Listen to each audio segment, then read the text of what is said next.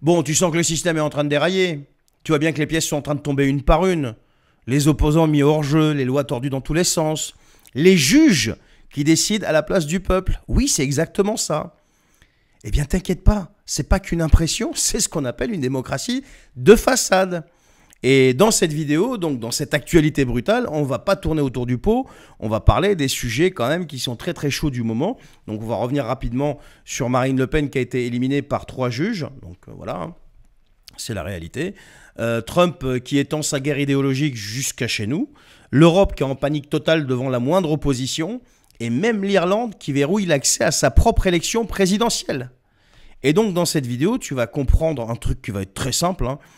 Le vote libre, c'est devenu plus une menace pour le système qu'une garantie. Ben oui, parce qu'avant, ils se targuaient d'être élus. Maintenant, le vote totalement libre, ben ça devient une menace. Et face à ça, qu'est-ce qu'ils font? Ils dégainent la seule arme qui leur reste, le contrôle total. C'est exactement ce qu'ils ont fait avec Georgescu, et c'est ce qui est en train de se passer avec Marine Le Pen, qui a été éjectée par le tribunal, par la loi, et par le calcul, ce 31 mars.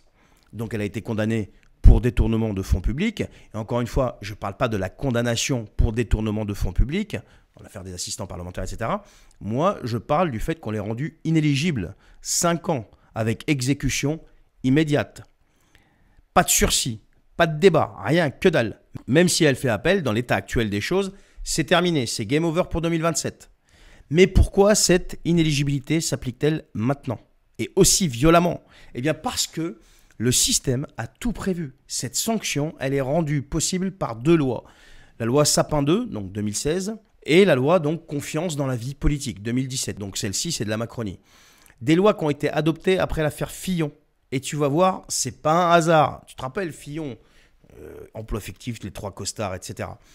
Avant, un juge pouvait choisir ou non d'infliger une éligibilité. Et donc depuis ces lois, eh bien, elle est quasiment automatique pour les affaires de corruption, de détournement et de prise illégale d'intérêt. Et en plus, cette peine est exécutoire. C'est immédiat, avant même que l'appel ait lieu. Est-ce que c'est légal? La réponse est oui, mais c'est surtout taillé sur mesure pour flinguer un candidat avant le combat.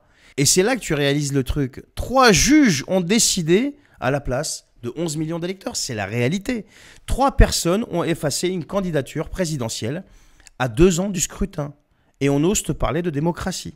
Et la meilleure, c'est que le juge aurait pu motiver un refus d'inéligibilité. C'est prévu par la loi aussi. Mais là, rien.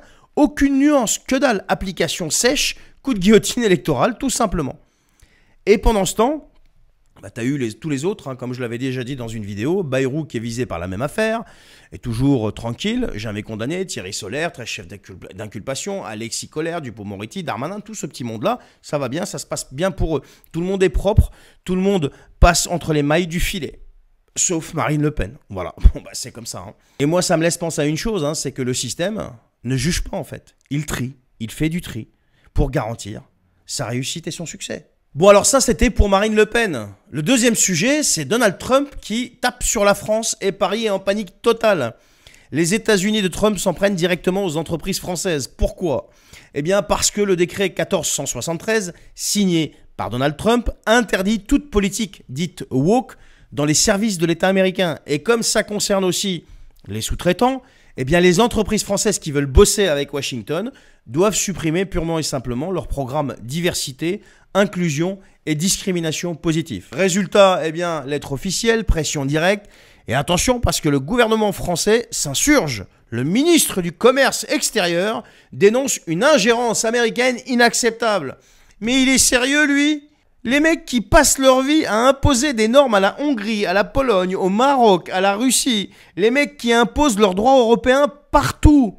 Et qui vont jusqu'à bloquer les listes électorales en France au nom du bien commun, viennent aujourd'hui pleurnicher parce que Donald Trump ne veut pas de wokisme dans ses contrats publics.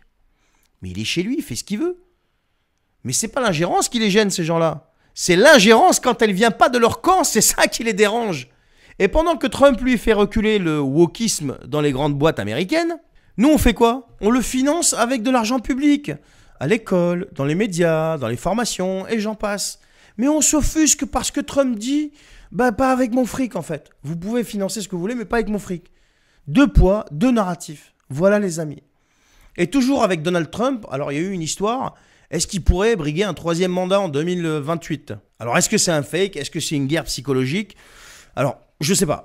Depuis plusieurs semaines, il balance une phrase « Je ne plaisante pas quand je parle de 3e mandat ». Donc ça, c'est Donald Trump qui le dit. Alors là, c'est la panique générale, les médias s'emballent, les démocrates sont en train de crier à la dérive autoritaire. Mais d'abord, il faut prendre un petit peu de recul et poser les bases pour essayer de comprendre.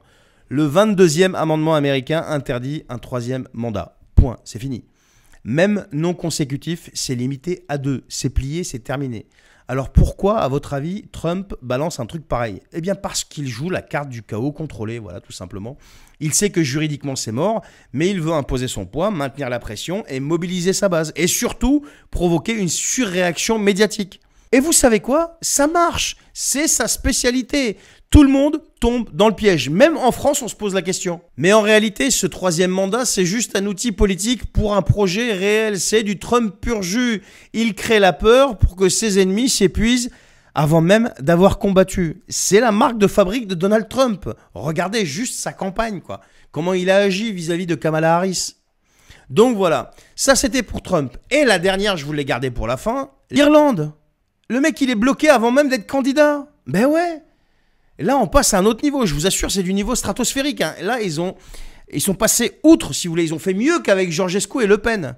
Conor McGregor, champion de MMA, figure nationale, ultra populaire, il a annoncé vouloir se présenter à la présidentielle. Mais problème, il est contre l'immigration massive, contre le wokisme, contre le pacte européen.